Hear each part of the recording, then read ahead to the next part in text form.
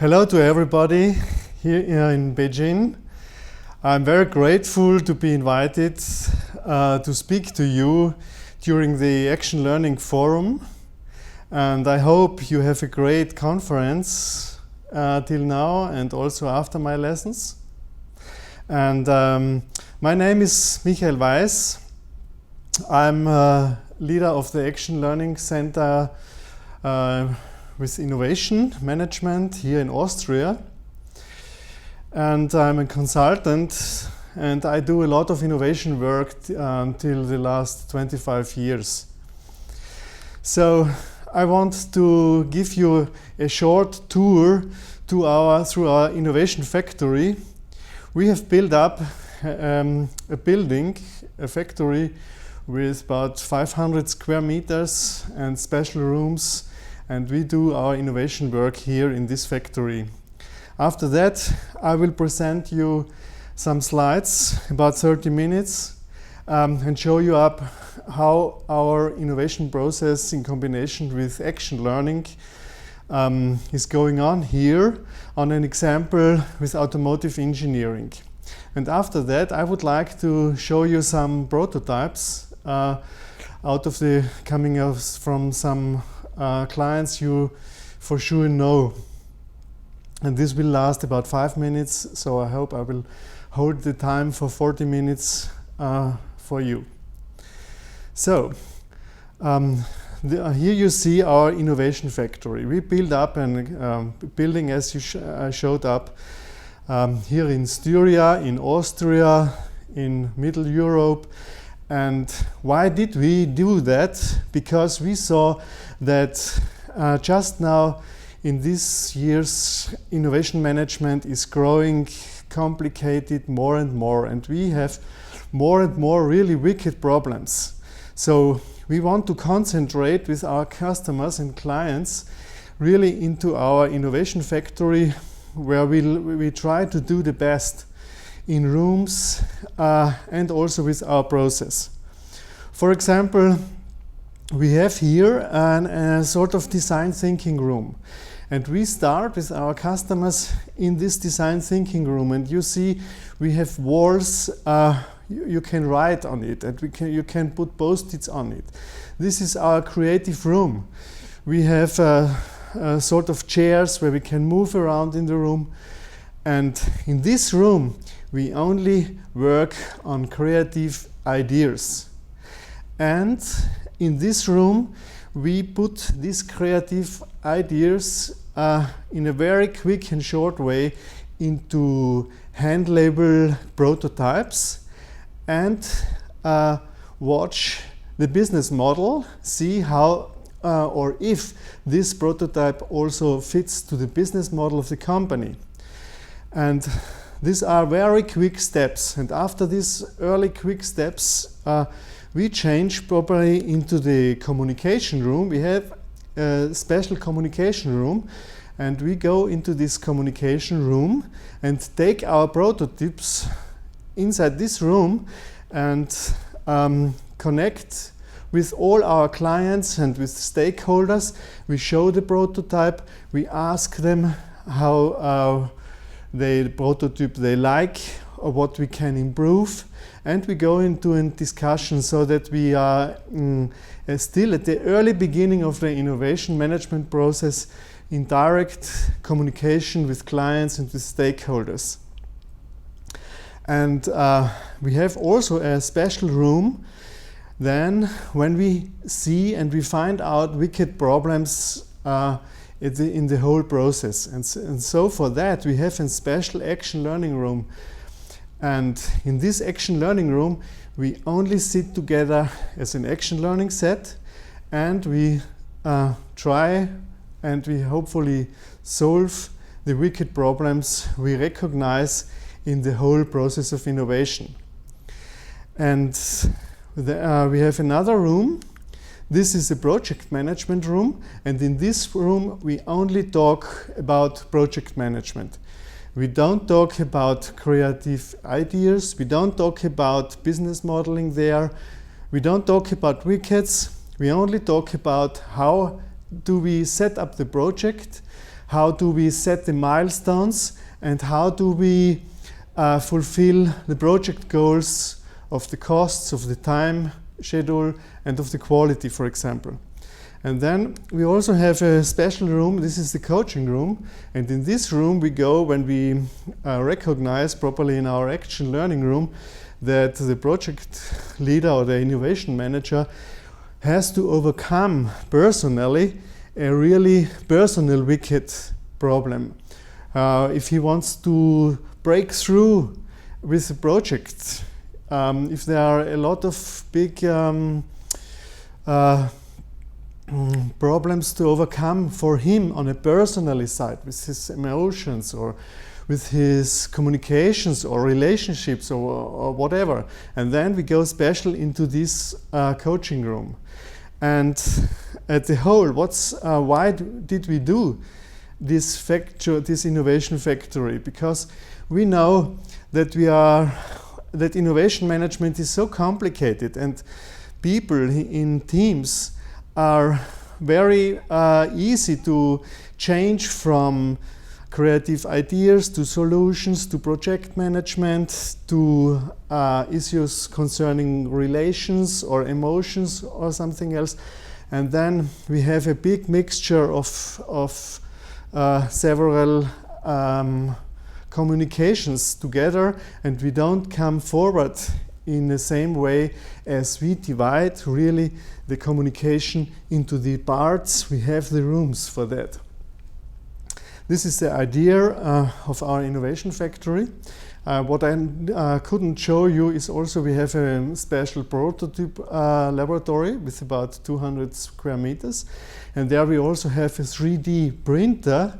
And when we go into the 0 series, for example in automotive, then we make the first prototype, for example with a 3D printer, and can show our clients how the innovation will look like in this coming out of the serious production, or coming out before the serious production is starting.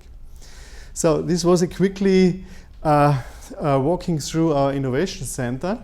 And now I want to start with the presentation of action learning in combination with innovation process, how we work together in our center, and what's the USP for our center. I start with this slide with the Nielsen study. The Nielsen study is a big study, is done in the middle of Europe, over 12,000 products coming out of innovation management processes. And they found out that 85% of all innovations fail the market. So we see in Styria in Austria, Styria is a very small country, that we lose every year 1.5 billion of euros only out of that reason. And we see that's a really wicked problem. And based on that, we build up our core competence with action learning, and so we can offer a new way so that we don't lose so much money in our innovation management processes. And I want to start and bring you an example and through the whole presentation out of the automotive or transport issues. We work together with a lot of transport companies here in Europe, with BMW, with Ford, with Renault, and with a lot of suppliers together, and want to develop new parts for cars. And we see that transport today is a really complex situation, as you know, also in China. Smog in the environment, or the traffic jam, or the draft materials are not available in any amount for the next years, and also that the whole industry is producing new technologies quickly and more quickly, and it's not so easy to stay on the stand of the technique and that we are able to use all these techniques. And we also see in the next slide that the transport industry is really into a big change. On the one side, you see from the environmental side that coming laws, compliance from the EU, for example, which are more strict concerning environmental issues, CO2 footprint and so on. And also that the whole awareness of the clients, the consumers are changing into an environmental perspective. And also the contamination of traffic is a problem, and also the raw materials on the one side. And on the other side, from the economical side, we see that the market is really changing. And Audi, for example, says that in some years 20 cars from Audi will be substituted from one car. So they will not produce properly this amount of cars in the future. And this all stuff is for us, we see it a really wicked situation through the whole innovation process. So we designed a special innovation process with action learning. Action learning is our leading competence. And we connect the design thinking. Design thinking is also a new methodology in innovation management, which is very close to action learning. And we do this in combination with rapid prototyping. We start building prototype in the earliest stages, as I mentioned before, and business modeling, and the stakeholder communication, and this project management. We do this in a really good simultaneous engineering process in this creative environment of our innovation factory I showed you before. So how is action learning included in the whole process? You see in this slide we have here the red, this is an innovation management process. And out of the innovation management process we get our wicked problems.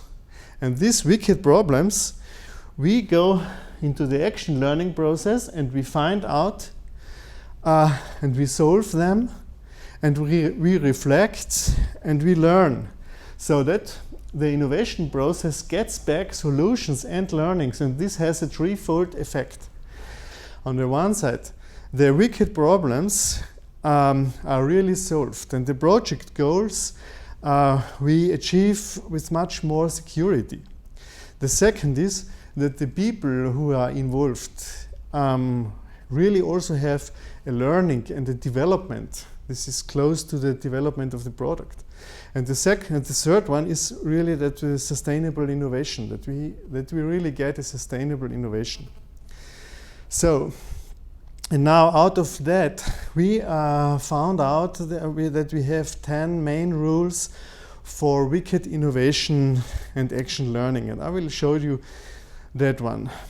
The first rule is that we have to create really a thinking space with all the interdisciplinary teams.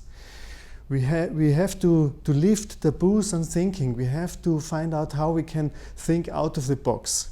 And we have to allow us to make mistakes, to make errors. And that we also have a worthy innovation performance. We have to ask for intensive communication with stakeholders. We have to include the whole stakeholders into the earliest stages of the innovation management process.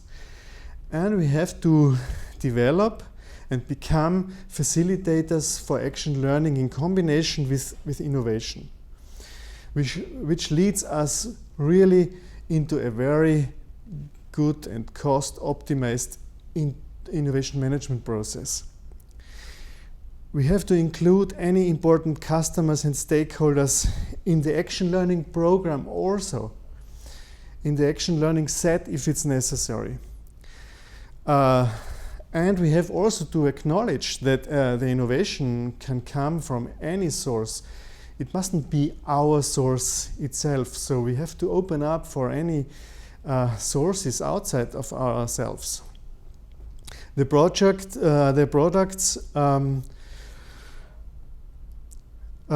belong to the distribution and the technology through the whole company. And the last thing is that to count on innovation hurdles. And this means that for radical innovations, action learning is required because these are really wickets.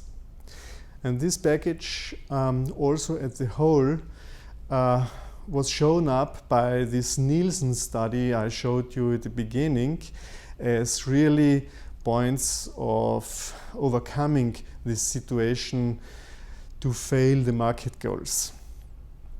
So what's the rule of action learning especially? We clarify what are the most complex challenges in the overall project. We clarify how to overcome these barriers and how incurring actionable solutions and what is the learning from that. And now you know, like Rick Revans, there is no good action without learning, and there is no successful learning without action. I want to go a little deeper into the design thinking process. The design thinking process is a process which first defines really the problem we have at the starting point of the innovation management process. And we have to find out the real needs, we have to understand the real needs, we have to create solutions, and we have to think, and we have to do, and we have to take actions and close the loops, learning and continuous improvement. And this is the core of this process, is the bias towards action and learning. So you see the design thinking process is divided into 5 steps. The first thing is we have to build up and we have to empathize us together so that we really understand what's the need. Then we have to define really the need of the target group. Then we have to ideate it, to have an ideal. We have to prototype it, we have to test it, and we have to learn it and go this whole process several times through. This will give us the security that we have the shortest time to market we are able to get without failing the market and the target goals. So you see in the summary, these are the most important steps I mentioned before. I will go forward with to the next slide, and now I will show you these steps more in detail. So for example, the first step is to build up and to empathize the innovation group. This means exchange your ideas with our team about the problem and prepare a sort of research guide. Find out which questions we have to ask to the clients or to the stakeholders. Find out how we can understand really the problem, what clients and stakeholders have in the practical all-day work. And there is a specific role of the facilitator, and he has to ensure that all set members take part and collect the most important thinking, feeling, willing questions, so that we really find out how we can understand. And the next step is to do interviews. Find out what the client's needs are. Ask questions, make notes, and discuss the answers of the clients, and ask more questions. And the facilitator, the role of the facilitator especially is to hold the process, to hold the setting, to to help to the whole setting, that this interview gets out the best results we can have. And then this this design thinking set, leaves the customers and shares their intelligence within their team. The first part is each person shares their story about what they understood about the problem, what they understood about the needs, the goals, the activities, the functions, the characters, and also the boundaries. And all the other team members take notes. And the second part is that the team defines and lists meaningful results for that. And the role of the action learning facilitator is to make sure that really the meaning results are clear and the meaning of the whole innovation is clear. So then we come to the next step, is the fourth step. We have to define a holistic picture of the client and also of the target group. So we have to visualize the client and their demographics. We have to understand which user group represents our client, which target group in the market represents our client. We have to describe that all. For example, we only have some words here, so like the age, like the qualification, the profession, and all around this target group. And the role of the facilitator is also special to ensure that the group gets a really holistic picture of the client and supports the set with asking questions and with overcoming of challenges. After that, when the group has defined that, we can go into the next step, and the next steps is to make an ideal, to ideate, to redefine also the problem. And there are also two parts. The first part is to collect ideas. What are, for example, the goals and the needs from our clients and target group behind the surface? What new insights did we get about the client, about his feelings, about his motivations, about his needs? What do we see about our client, what they don't see from themselves?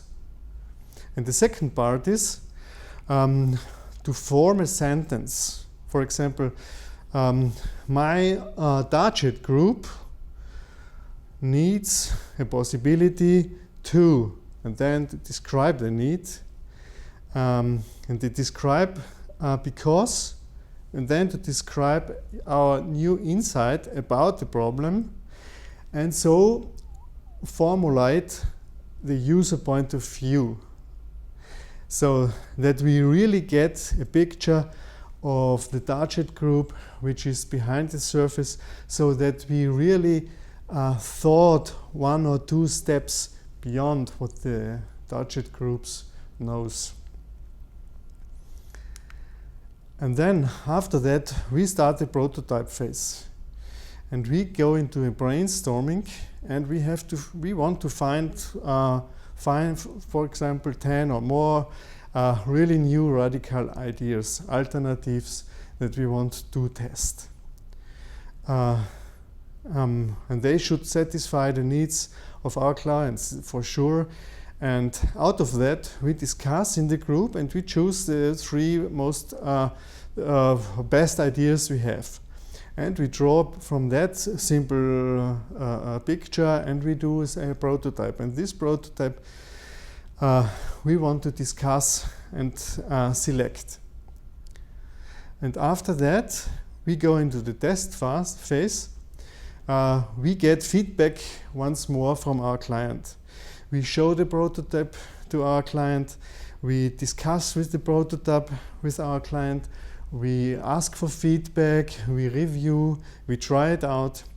And the role of the facilitator is to make the setting and to support the group and to arrange the meeting and to prepare the client for all that, so that we really get the best feedback out of it.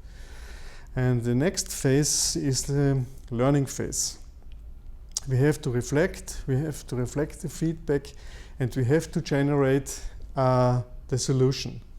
Draw a picture of the solution, try it out, and the role of the facilitator is also reflect and support the reflection and the learning, ensure that the set gets the most out of learning about the problem, about the team, about themselves, and about the organization.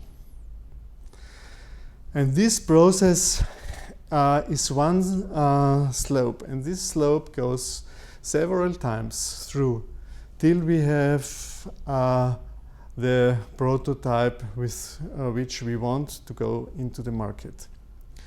So, and this will ensure us that we solve the wicked problems. I will show you only once more the complex situation in the automotive industry. And this is on the one side, the customer behavior. This is changing towards more responsibility for environmental issues, for example. They have to increase the profits. The whole supply chains, for example, have to they look for increasing profits. This is in their habit, and this is also clear. And they have also to fulfill compliance and sustainability, which grows difficult and more difficult. And out of that, we have several fields. For example, we have to build up more revenue per product. We have to become an innovation leader. We have to be attractive for the employees for the future, and we have to find high potentials. We have to establish a network with our suppliers and do open innovation, for example. We have to ensure that we work for a long-term suite. We have to ensure that we can reduce our costs in material and production, and so on. So, what are the benefits of our process? At the whole, what we have seen, that in this kind of working in the innovation management process, the project will really change the performance. We have a better market access. We have a better economic situation. We are able to optimize our costs. We are able to be more on schedule, also when the time to market is growing in very short time. We optimize our risk. We can ensure that the people really have learned, also for the next innovation, and we also ensure that we are sustainable and we are really fit for the future. So I hope that I could give you a short and quick overview about our innovation management process and of our tools we used and how we combine action learning with design thinking, with prototyping, with business modeling, with project management, and so that you get also a feeling, but also an overview how innovation management for the future can help companies to innovate in a market situation which is growing complex and more complex and more complex. And now in the next phase, I want to show you and demonstrate you some prototypes we developed so that you also get a practical view for that. But first of all, I want to show you that we are working together in a big network. So you see, you have seen, I showed you, this is our innovation factory, and this is our innovation process with action learning. And we work together with a auto cluster. This is a network organization for transport, where many companies, suppliers for the transport industry work together, and work together also with the big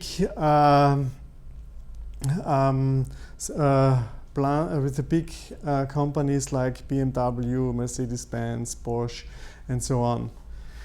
And we work together with scientific partners. This is on the one side Cradle to Cradle, a company in Germany, and their special thing is to work in a circular economy. This means that when you have a product and when you have a lifetime from the product, from the beginning of the use to the end of the use, and after the end of the use you throw the product away, and also you waste the material. And in this circular economy you reuse the material. You don't throw it away, but you give it back at the beginning of a new innovation process and take the material for new products, so that you never waste rough materials anymore. This is a very good business plan for the whole future, for our whole world economy also, and probably also for you, and a very interesting kind of thinking. And we combine this kind of thinking also with our innovation management. And we work together with the government of Austria, and they support us with money from the government for innovations also. We work together with universities. This is a technical university, and this is the Montano University. And we work together with the Bled School of Management. This is a special private university to educate a new kind of leadership, with a new kind of creativity, participative leadership. And we work together also with the Bled School of Management, with Action Learning, and Christine knows them very good, and we do also the courses of Action Learning and train Action Learning facilitators with them together. So we have a big network here in Austria to work together, and I want to show you a little bit more this cluster, this network here. The Styrian cluster for transport consists of 220 companies which work together, and more than 50,000 employees which are together, and they make together a turnover of 14.5 billion of euros. It's for our country a lot, and we are a really competence network and work together also with, for example, BMW, you know, or with Renault from France, or with Nissan, or also with KTM, you know, probably this is a company producing motorcycles here in Austria, and also work together with Chrysler. So I hope I could demonstrate you a little bit also what we do here in a practical way. And I thank you very much for your attention. I hope that I gave you much impression, and I wish you a great conference day. And if you have any questions, please either ask Christine in person or email me. My email address is m.weiss@cialf.org. So thank you very much and have a nice day.